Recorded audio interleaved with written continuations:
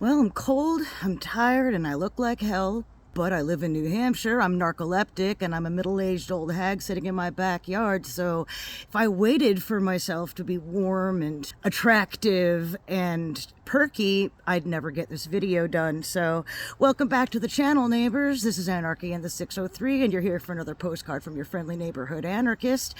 Yet another off-dome unedited dispatch from wherever I'm sitting right now to wherever you happen to be. Been having a lot on my mind lately about food stamps. As a few of you may know from previous videos or just from knowing me personally, up until a few years ago, I used to work for the state of New Hampshire as a caseworker.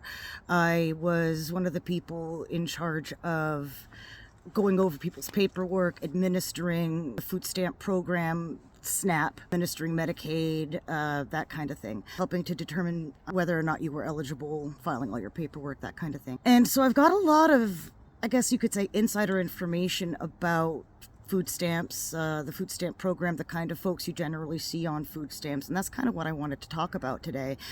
Because, you know, one of the few treats that I can afford myself these days as a disabled woman who's trying her best to keep herself together in this hyper-capitalist hellscape is once a day I can, for $1.07, get an extra large coffee of whatever kind I want from the Cumberland Farms, good old Cumbies. And while I was in there today getting my coffee, a couple of old fellas were talking about getting a newspaper, but how the newspaper wasn't worth $5, which, I mean, goddamn.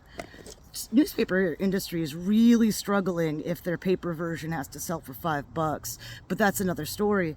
And then immediately they launched into how the headlines were about food stamps and how, you know, nobody wants to work, and I'm all about helping people, but this is ridiculous the way these people don't want to work. And that's what I want to get on about today, is the kind of non-working people that I used to see in my office when I was doing their food stamp determinations and redeterminations. So give me a second to gather my thoughts here, and yeah, we'll go through some hypotheticals. Now I say hypotheticals because I was sworn to an oath of secrecy. Like, I'm never going to name names, never going to give any identifying characteristics about anyone in my community that might identify somebody as having been on one of our programs, because we believe in the innate dignity of people and that we shouldn't be outing people for being on assistance, because unfortunately a lot of people get real shitty about people being on assistance, and it's kind of fucked up, you know?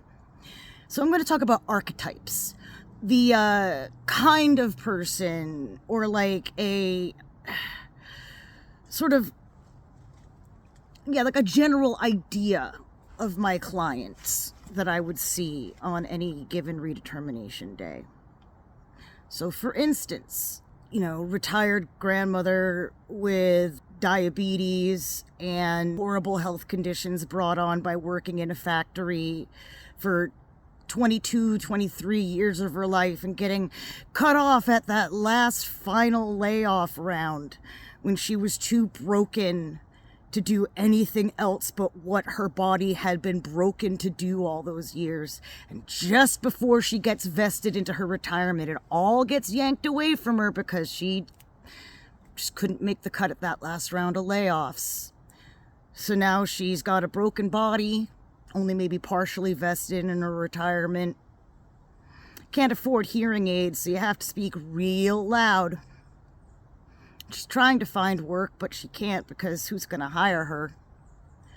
And she's so proud that she'll go gather cans and deposit them over the way across the border in Maine where they do can collection, just so she can maybe help to get by.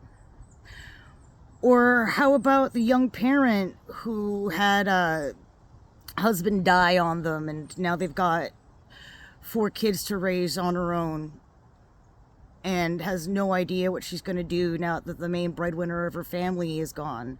Or how about the women that escaped an abusive man, barely with their lives, tried for years to get away, and he roped her into financial abuse where he never let her get a job and never let her get a credit line and never let her learn any kind of job skills, never had any friends or any connections or any networking outside of the house. And yet here she is starting all over again in her late 30s or early 40s with several kids to raise. But you know, no father is better than a father that violates your children and beats the hell out of you.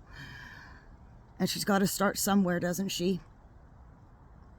Or the young parents, each of whom are working 2 jobs that still don't quite make 40 hours a week, and yet they keep getting promised that maybe they're going to get more hours at one of these places, and they got to work whatever few hours they can, and they never get to see each other because they each have to work an opposite shift from the other, because who can afford childcare? And someone's got to be home in the morning for the kids, and someone's got to be there at night for the kids.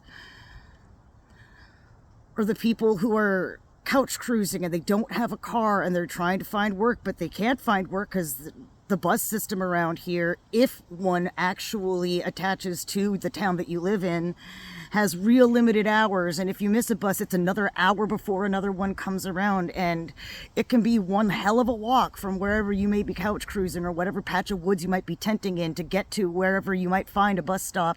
And there's not a lot of places that are going to hire somebody that looks like a homeless person and smells like a homeless person or is a homeless person. And not a whole lot of places are going to hire somebody with a record, and not a lot of places are going to hire somebody with a substance abuse disorder. And yeah, there's a lot of folks living out here in our woods and couch cruising. In fact, my housemate right now is living out in a patch of woods with his mother, who was hit by a tow truck 2 years ago when she was crossing a street as a pedestrian. Now she's living with a TBI and can't take care of herself, but she can't live here because there's literally nowhere for her to go. So we've got a friend who's got a patch of land out in the middle of nowhere on the side of a mountain about 45 minutes north of here. And there's coyotes, and there's moose, and there's bear. And he's living out there, and he's schizophrenic, and he's disabled, and he's reliant on SNAP just to get by, and his mental health is deteriorating because he's trying to take care around the clock of his mother, who needs to be under professional care. And yet here they are 20 minutes away from my friend's house on whom's land they are squatting, and another maybe 45 minutes away to civilization. And what the hell could happen? If something happens to his mother, he'd have to hike 20 minutes down and hope that there's a car to get back up to where she is, and then pick her up and then jostle down a half an hour down to the nearest main road, and then maybe another half an hour drive to the nearest hospital. And you wonder what kind of people they are on food stamps. That's who. People who are fucking struggling. People who are fucking starving. The majority of people, the 45 million people on SNAP in this country, are children and the elderly. But you see how we treat children and the elderly in this country. It's really fucking clear that we don't care about them, because one of the main things that kids die of in this country is homicide. One of the main things that people die of in this country, like old people die of in this country, is fucking diseases brought on by loneliness. We don't care about our most vulnerable people, and that much is evident. But I plead to you, at least fucking try to have some goddamn understanding for your fellow neighbors, many of whom you may have no idea are on SNAP, or may know people who are. And to hear you shaming them like that absolutely disgusts me, and it really makes me fucking sad. It really makes me fucking sad that those are the kind of people that may live near me, that those are the kind of people that live close enough to stop at the same Cumbies that I do, because I would never begrudge them a fucking meal. I still have friends that work for DHHS. One of them is a supervisor, and he cries at least once a day in his office.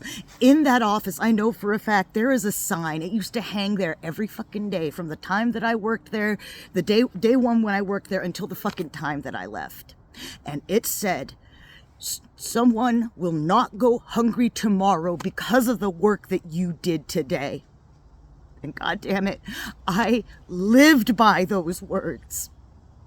Every day, I had 900 cases to administer, and I was only one of maybe a dozen caseworkers in just one of our district offices, one for each county in New Hampshire. And the idea that I could help someone else not go hungry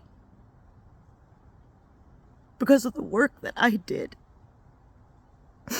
Work that only amounts to maybe like $30 of taxpayer money a year. That someone's kid won't have to go hungry, that some mother won't have to give up a meal so her kids won't have to starve, that some elderly grandparent won't have to go without a hot meal even though they go without the phone call from the people that ostensibly care about them, so that someone living out in the woods can at least get something to eat. Yeah, I would do anything to be able to do that. And it really makes me sick and sad that all of us who are struggling out here, if we could just understand that if we could band together, there are so many more of us than there are of those who are keeping us down. But they just keep working so hard to keep us angry at each other, and I hear it every day. People on food stamps, they're you, they are me. I'm not on them, but I am human just like them. And if I were going hungry tomorrow, I would hope to hell that my fellow human would not begrudge me the dignity of not fucking starving. Anyway, neighbors, that's enough out of me for now. Just take care of each other, okay? In the meantime, I'll leave a light on for you.